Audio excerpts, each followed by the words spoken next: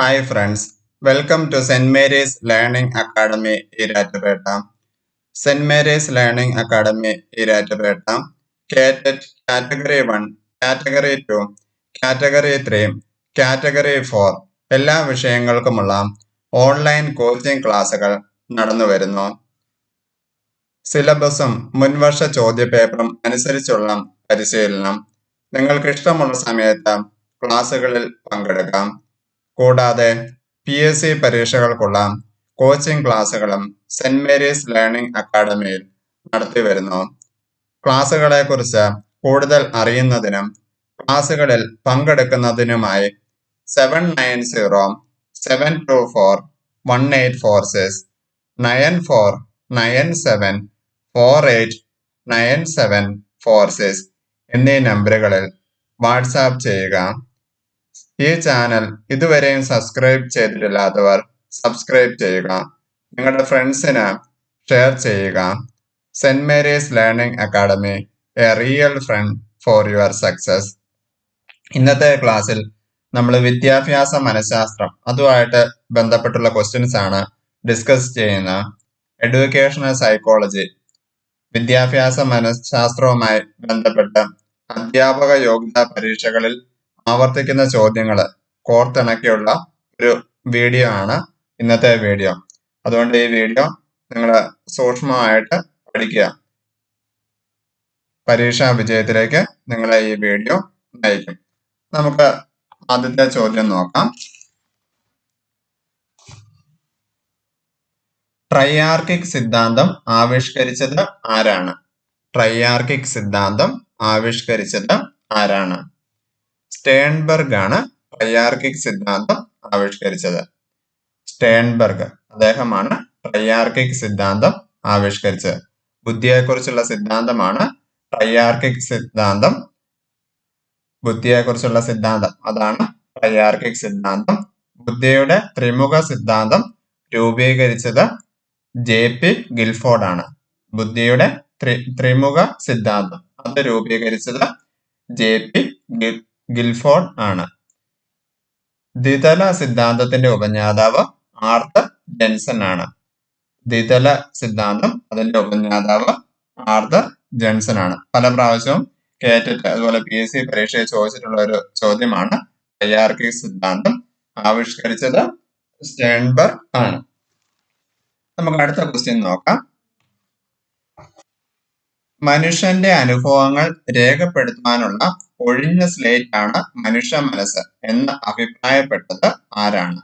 മനുഷ്യന്റെ അനുഭവങ്ങൾ രേഖപ്പെടുത്തുവാനുള്ള ഒഴിഞ്ഞ സ്ലേറ്റ് ആണ് മനുഷ്യ മനസ്സ് എന്ന് അഭിപ്രായപ്പെട്ടത് ആരാണ്? John Locke. ജോൺ ലോക്ക് ആണ് ഇങ്ങനെ അഭിപ്രായപ്പെട്ടത്. മനുഷ്യന്റെ അനുഭവങ്ങൾ രേഖപ്പെടുത്തുവാനുള്ള ഒഴിഞ്ഞ സ്ലേറ്റ് ആണ് മനുഷ്യ മനസ്സ് എന്ന് അഭിപ്രായപ്പെട്ടത് ജോൺ ലോക്ക് ആണ്. ക്ലാസിക്കൽ ലിബറലിസത്തിന്റെ പിതാവ് എന്ന പേരിലും ജോൺ ലോക്ക് അറിയപ്പെടുന്നു. ക്ലാസിക്കൽ ലിബറലിസത്തിന്റെ പിതാവ് എന്ന പേരിലും ജോൺ ലോക്ക് അറിയപ്പെടുന്നു. Some thoughts concerning education John ലോക്കിന്റെ കൃതിയാണ്. Some thoughts concerning education John ലോക്കിന്റെ കൃതിയാണ്. ഇനി അടുത്ത ചോദ്യം. നായയെ ഉപയോഗിച്ച് പഠന നിരീക്ഷണം നടത്തിയത് ആരാണ്? നായയെ ഉപയോഗിച്ച് പഠന നിരീക്ഷണം നടത്തിയത് ആരാണ്? പാവ്ലോവ് ആണ് നായയെ ഉപയോഗിച്ച് പഠന നിരീക്ഷണം നടത്തിയത്. നായയെ ഉപയോഗിച്ച് പഠന നിരീക്ഷണം നടത്തിയത് പാവ്ലോവ് ആണ്. ക്ലാസിക്കൽ കണ്ടീഷനിങ്ങിന്റെ ഉപജ്ഞാതാവാണ് പാവ്ലോവ്. ഓർത്തിരിക്കാം, ക്ലാസിക്കൽ കണ്ടീഷനിങ് അതിന്റെ ഉപജ്ഞാതാവ് ആരാണ്? പാവ്ലോവ് ആണ് ക്ലാസിക്കൽ കണ്ടീഷനിങ്ങിന്റെ ഉപജ്ഞാതാവ്. 1904 അദ്ദേഹത്തിന് നോബൽ സമ്മാനം ലഭിക്കുകയുണ്ടായി. 1904 അദ്ദേഹത്തിന് നോബൽ സമ്മാനം ലഭിച്ചത്. പാവ്ലോവിന്റെ പരീക്ഷണത്തിൽ മണിനാദം ഏതു ചോദകത്തിന് ഉദാഹരണമാണ്? കണ്ടീഷണൽ സ്റ്റിമുലസ് അതിന് ഉദാഹരണമാണ്. അനുബന്ധ ചോദനം അല്ലെങ്കിൽ കണ്ടീഷണൽ സ്റ്റിമുലസ് അതിന് ഉദാഹരണമാണ് പാവ്ലോവിന്റെ പരീക്ഷണത്തിലെ മണിനാദം. അതുപോലെ തന്നെ ഉമിനീർ സ്രാവം അത് കണ്ടീഷണൽ റെസ്പോൺസ് അല്ലെങ്കിൽ അനുബന്ധന പ്രതികരണം അതിന് ഉദാഹരണമാണ്. ഉമിനീർ സ്രാവം അത് കണ്ടീഷണൽ റെസ്പോൺസ് അനുബന്ധ പ്രതികരണം അതിന് ഉദാഹരണം ആണ്.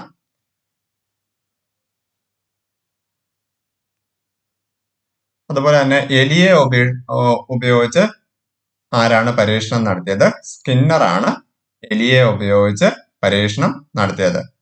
എലിയെ ഉപയോഗിച്ച് പരീക്ഷണം നടത്തിയത് സ്കിന്നർ ആണ്.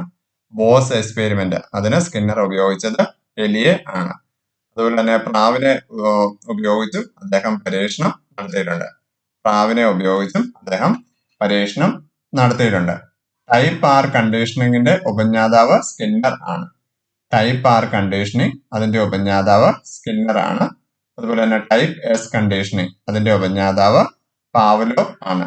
ടൈപ്പ് എസ് കണ്ടീഷനിങ് അതിന്റെ ഉപജ്ഞാതാവ് പാവ്ലോവ് ആണ്. അടുത്ത ക്വസ്റ്റ്യൻ നമുക്ക് നോക്കാം.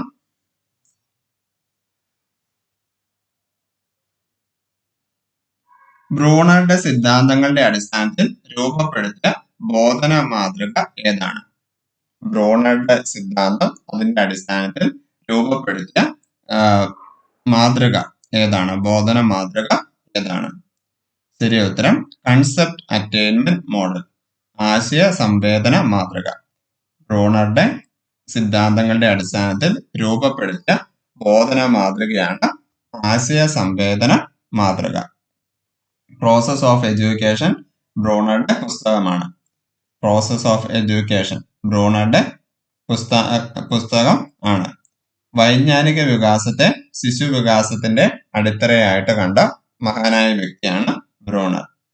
വൈജ്ഞാനിക വികാസത്തെ ശിശു വികാസത്തിന്റെ അടിത്തറയായി കണ്ട വ്യക്തിയാണ് ബ്രൂണർ. അടുത്ത ചോദ്യം, മനുഷ്യ വ്യക്തിത്വത്തിലെ പോലീസുകാരൻ എന്ന് ഫ്രോയിഡ് വിശേഷിപ്പിച്ചത് എന്താണ്? മനുഷ്യ വ്യക്തിത്വത്തിലെ പോലീസുകാരൻ എന്ന് ഫ്രോയിഡ് വിശേഷിപ്പിച്ചത് ഈഗോ ആണ്. മനുഷ്യ വ്യക്തിത്വത്തിലെ പോലീസുകാരൻ എന്ന് ഫ്രോയിഡ് വിശേഷിപ്പിച്ചത് ഈഗോ ആണ്. മനുഷ്യ മനസ്സിന്റെ മനസാക്ഷി എന്ന് അറിയപ്പെടുന്നത് സൂപ്പർ ഈഗോ ആണ്. മനുഷ്യ മനസ്സിന്റെ മനസാക്ഷി എന്ന് അറിയപ്പെടുന്നത് സൂപ്പർ ഈഗോ ആണ്. മനോലൈംഗിക വികാസ ഘട്ടങ്ങൾ എന്ന സിദ്ധാന്തം ആവിഷ്കരിച്ചത് ആരാണ്? Sigmund Freud. മനോലൈംഗിക വികാസ ഘട്ടങ്ങൾ അല്ലെങ്കിൽ psycho sexual theory of development ആ സിദ്ധാന്തം ആവിഷ്കരിച്ചത് സിഗ്മണ്ട് ഫ്രോയിഡ് ആണ്. അബോധ മനസ്സ് എന്ന മഞ്ഞുമല അത് സിഗ്മണ്ട് ഫ്രോയിഡിന്റെ സിദ്ധാന്തം ആണ്. അബോധ മനസ്സ് എന്ന മഞ്ഞുമല സിഗ്മണ്ട് ഫ്രോയിഡിന്റെ സിദ്ധാന്തം ആണ്.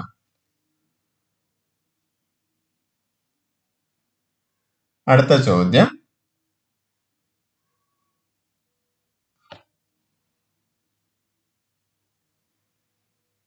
സിഗ്മണ്ട് ഫ്രോയിഡ് ജനിച്ചത് എവിടെയാണ്? ഓസ്ട്രിയയിലാണ് സിഗ്മണ്ട് ഫ്രോയിഡ് ജനിച്ചത്. ഒന്ന് അറിഞ്ഞിരിക്കുക, സിഗ്മണ്ട് ഫ്രോയിഡ് അദ്ദേഹം ജനിച്ചത് ഓസ്ട്രിയയിൽ ആണ്. സെൽഫ് തിയറിയുടെ ഉപജ്ഞാതാവ് ആരാണ്? Call Roger. സെൽഫ് തിയറി അതിന്റെ ഉപജ്ഞാതാവ് ആരാണ്? കാൾ റോജർ ആണ് സെൽഫ് തിയറിയുടെ ഉപജ്ഞാതാവ്. സെൽഫ് തിയറിയുടെ ഉപജ്ഞാതാവ് കാൾ റോജർ. ഡയറക്ടറി കൗൺസിലിംഗിന്റെ പിതാവ് E.G. വില്യംസൺ. ഡയറക്ടറി കൗൺസിലിംഗ് അതിന്റെ പിതാവ് ആരാണ്? E.G. വില്യംസൺ. മാനേജ്മെന്റ് മനഃശാസ്ത്രത്തിന്റെ പിതാവ് അബ്രാഹം മാസ്ലോ. മാനേജ്മെന്റ് മനഃശാസ്ത്രത്തിന്റെ പിതാവ് എന്നറിയപ്പെടുന്നത് അബ്രാഹം മാസ്ലോ ആണ്.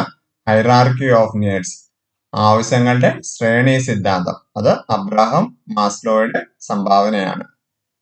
ഹൈറാർക്കി ഓഫ് നീഡ്സ് ശ്രേണി സിദ്ധാന്തം ആരുടെ സിദ്ധാന്തമാണ്? അബ്രാഹം മാസ്ലോയുടെ സിദ്ധാന്തം ആണ്.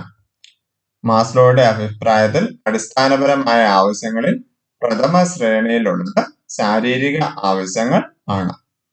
മാസ്ലോയുടെ അഭിപ്രായത്തിൽ അടിസ്ഥാനപരമായ ആവശ്യങ്ങളിൽ പ്രഥമ ശ്രേണിയിലുള്ളത് ശാരീരിക ആവശ്യങ്ങൾ ആണ്. അടുത്ത ചോദ്യം, ട്രാൻസാക്ഷണൽ അനാലിസിസ് എന്ന ആശയത്തിന്റെ ഉപജ്ഞാതാവ് ആരാണ്? Eric burn. ട്രാൻസാക്ഷണൽ അനാലിസിസ് എന്ന ആശയത്തിന്റെ ഉപജ്ഞാതാവ് എറിക് ബേൺ ആണ്. ഒരാളെ മറ്റൊരാളിൽ നിന്നും വ്യത്യസ്തനാക്കുന്ന ഘടകം എന്താണ്? സവിശേഷകങ്ങൾ അല്ലെങ്കിൽ ട്രേറ്റ്സ്. ഒരാളെ മറ്റൊരാളിൽ നിന്നും വ്യത്യസ്തനാക്കുന്ന ഘടകം ട്രേറ്റ്സ് അല്ലെങ്കിൽ സവിശേഷങ്ങൾ.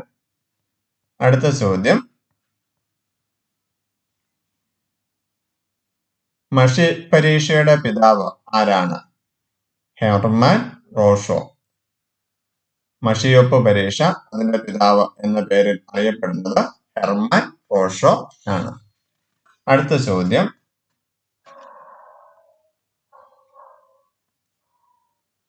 മനഃശാസ്ത്രം എന്ന പദം ആദ്യമായി പ്രയോഗിച്ചത് ആരാണ്?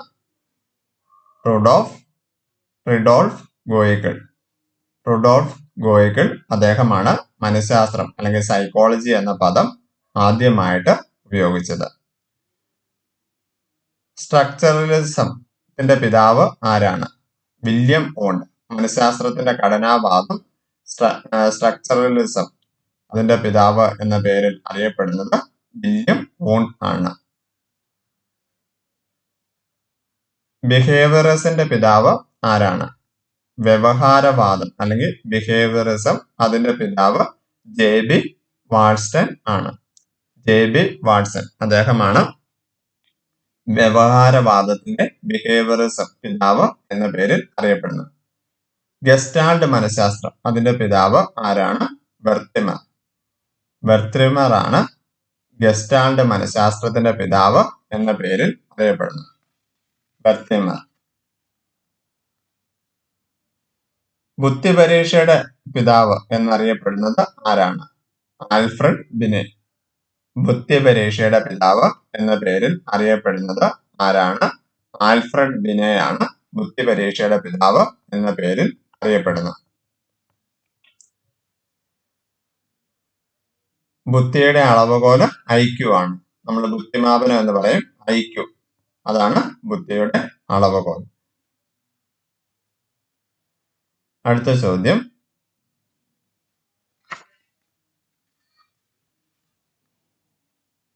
ശരാശരി ബുദ്ധിയുള്ളവർ ഏകദേശം IQ 70 താഴെയുള്ളവരെ എന്ത് വിളിക്കുന്നു? IQ 70 താഴെയുള്ളവരെ നമ്മൾ എന്താണ് വിളിക്കുന്നത്? ബുദ്ധിമാന്ദ്യമുള്ളവർ അല്ലെങ്കിൽ മെന്റലി ചലഞ്ച്. IQ 70 താഴെയുള്ളവർ, ബുദ്ധിമാന്ദ്യം ഉള്ളവർ അല്ലെങ്കിൽ മെന്റലി ചലഞ്ച്. ഗിഫ്റ്റഡ് സ്റ്റുഡൻസ് എന്ന് പറയുന്നത് ഏത് വിഭാഗത്തിൽ വരുന്നവരാണ്? കേറ്റഡ് പരീക്ഷയ്ക്കും അതുപോലെ തന്നെ PSC പരീക്ഷയ്ക്കും പലപ്പോഴും ചോദിക്കാറുണ്ട്. ഗിഫ്റ്റഡ് സ്റ്റുഡൻസ് ഏത് വിഭാഗത്തിൽ വരുന്നവരാണ്? പ്രതിഭാസമ്പന്നർ. IQ 130 കൂടുതൽ ഉള്ളവർ. ഓർത്തിരിക്കാം, പ്രതിഭാസമ്പന്നർ അല്ലെങ്കിൽ ഗിഫ്റ്റഡ് സ്റ്റുഡൻസ് IQ 130 കൂടുതൽ ഉള്ളവർ ആണ്. ഇപ്പൊ നമ്മുടെ ശരാശരി ബുദ്ധിയുടെ അളവ് എന്ന് പറയുന്നത് 90-നും 109-നും ഇടയ്ക്കാണ്. അതും ഒന്ന് മനസ്സിലാക്കിയിരിക്കാം. മോഡറേറ്റ് ശരാശരി ബുദ്ധി 90-നും 109-നും ഇടയ്ക്ക് ആണ്.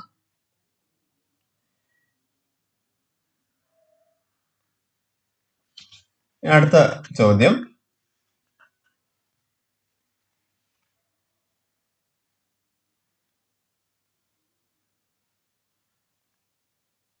ശിശുക്കൾ ഇഴഞ്ഞു തുടങ്ങുന്ന കാലഘട്ടം എത്രാം മാസമാണ്?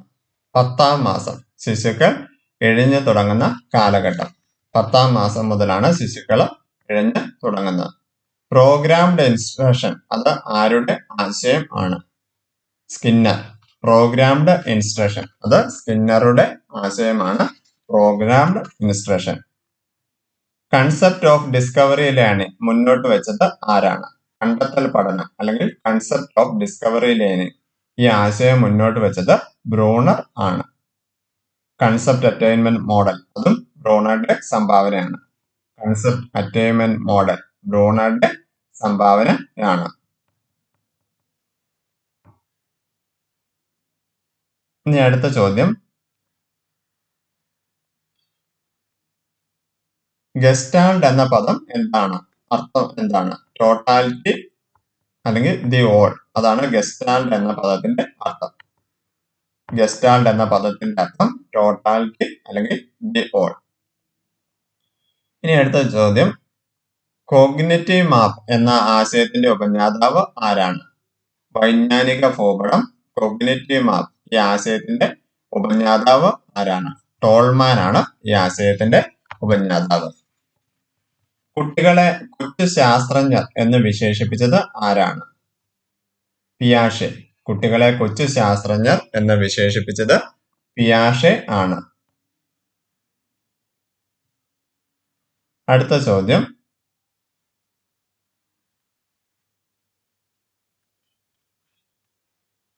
പിയാഷെയുടെ അഭിപ്രായത്തിൽ കുട്ടികൾ യുക്തിപൂർവം ചിന്തിച്ചു തുടങ്ങുന്ന കാലഘട്ടം ഏതാണ്? മൂർത്ത മനോ വ്യാപാര ഘട്ടം. പിയാഷെയുടെ അഭിപ്രായത്തിൽ കുട്ടികൾ യുക്തിപൂർവം ചിന്തിച്ചു തുടങ്ങുന്ന കാലഘട്ടം ഏതാണ്? മൂർത്ത മനോ വ്യാപാര കാലഘട്ടം. ക്ലാസ് റൂമിലെ കേന്ദ്രസ്ഥാനം പഠിതാവിനാണ് എന്ന ആശയം മുന്നോട്ട് വച്ചത് ജീൻ പിയാഷെ ആണ്. ക്ലാസ് റൂമിലെ കേന്ദ്രസ്ഥാനം പഠിതാവിനാണ് എന്ന ആശയം മുന്നോട്ട് വെച്ചത് ജീൻ പിയാഷെ ആണ്. സൈക്കോളജി ഓഫ് ചൈൽഡ് എന്ന പുസ്തകവും ജീൻ പിയാഷെയുടെ സംഭാവനയാണ്.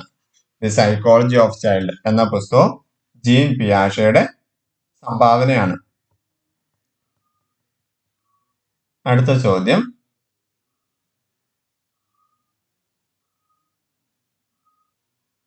സാമൂഹ്യ സാംസ്കാരിക പഠന സിദ്ധാന്തം എന്നറിയപ്പെടുന്നത് ആരുടേതാണ്? വൈഗോട്സ്കിയുടെ പഠന സിദ്ധാന്തം. സാമൂഹ്യ സാംസ്കാരിക പഠന സിദ്ധാന്തം എന്നറിയപ്പെടുന്നത് വൈഗോട്സ്കിയുടെ പഠന സിദ്ധാന്തം ആണ്.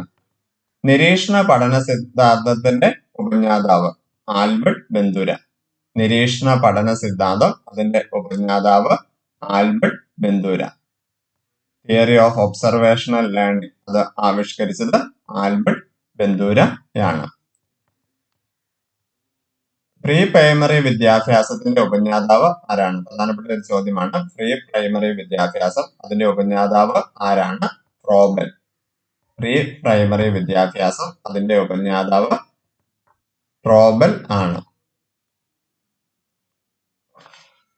ദി കണ്ടീഷൻസ് ഓഫ് ലേണിംഗ് ആരുടെ പുസ്തകമാണ്? ഗാഗ്നെ. ഗാഗ്നയുടെ പുസ്തകമാണ് ദി കണ്ടീഷൻസ് ഓഫ് ലേണിംഗ്. അടുത്ത ചോദ്യം, കുട്ടികളിൽ വൈജ്ഞാനിക വികാസത്തിന്റെ കാര്യത്തിൽ പരമാവധി പാകത കൈവരുന്ന കാലഘട്ടം ഏതാണ്? വൈജ്ഞാനിക വികാസത്തിന്റെ കാര്യത്തിൽ പരമാവധി പാകത കൈവരുന്ന കാലഘട്ടം കൗമാര കാലഘട്ടമാണ്. കൗമാര കാലഘട്ടം. അടുത്ത ചോദ്യം, ലേറ്റർ ചൈൽഡ്ഹുഡ് എന്ന് പറയുന്നത് എത്ര മുതൽ എത്ര വയസ്സ് വരെയാണ്? 6 മുതൽ 12 വരെ. ലേറ്റർ ചൈൽഡ്ഹുഡ് 6 മുതൽ 12 വരെ. എമിലി എന്ന ഗ്രന്ഥം ആരുടെ സംഭാവനയാണ്? റൂസോ.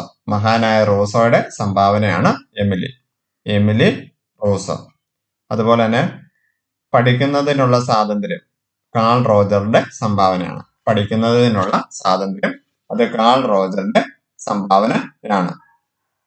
അടുത്ത ചോദ്യം, തിയറി ഓഫ് ഐഡിയൽസ് ആശയാത്മക സിദ്ധാന്തം, അതിന്റെ ഉപജ്ഞാതാവ് ആരാണ്? Professor Bagley. ആശയാത്മക സിദ്ധാന്തം, തിയറി ഓഫ് ഐഡിയൽസ്, അതിന്റെ ഉപജ്ഞാതാവ് പ്രൊഫസർ ബാഗ്ലി ആണ്. ഇനി അടുത്ത ചോദ്യം,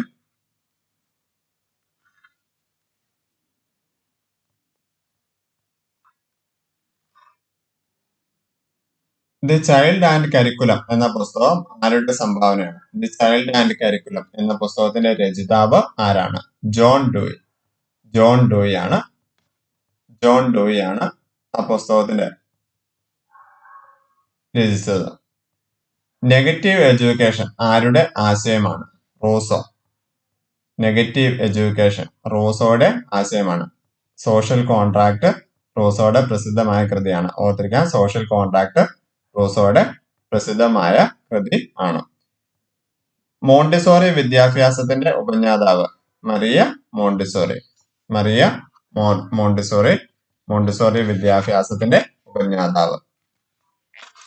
അടുത്ത ചോദ്യം,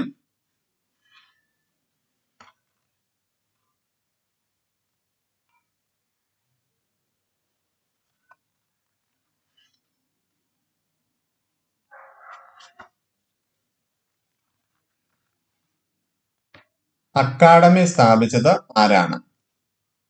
അക്കാഡമി സ്ഥാപിച്ചത് പ്ലേറ്റോ. അക്കാഡമി സ്ഥാപിച്ചത് പ്ലേറ്റോ ആണ്. അതുപോലെ കിൻഡർ ഗാർഡൻ അതിന്റെ ഉപജ്ഞാതാവ് ആരാണ്? ഫ്രോബൽ. ക്ലിൻഡർ ഗാർഡൻ അതിന്റെ ഉപജ്ഞാതാവ് ഫ്രോബൽ ആണ്. ദി റിപ്പബ്ലിക് എന്ന പുസ്തകം എഴുതിയത് ആരാണ്? പ്ലേറ്റോ. പ്ലേറ്റോയുടെ സംഭാവനയാണ് ദി റിപ്പബ്ലിക് എന്ന പുസ്തകം. പ്ലേറ്റോയുടെ സംഭാവനയാണ് ദി റിപ്പബ്ലിക് എന്ന പുസ്തകം. Secrets of education Maria Montessori. Maria Montessori അവരുടെ സംഭാവനയാണ് ദി സീക്രട്സ് ഓഫ് എഡ്യൂക്കേഷൻ എന്ന പുസ്തകം. അപ്പൊ ഇന്നത്തെ ക്ലാസ്സിൽ നമ്മൾ പ്രധാനമായിട്ടും ഡിസ്കസ് ചെയ്തത് സൈക്കോളജി, വിദ്യാഭ്യാസ മനഃശാസ്ത്രത്തിന്റെ ഭാഗത്തു നിന്നും അധ്യാപക യോഗ്യതാ പരീക്ഷകളിൽ ചോദിക്കാൻ സാധ്യതയുള്ള ഏതാനും ചോദ്യങ്ങളാണ്.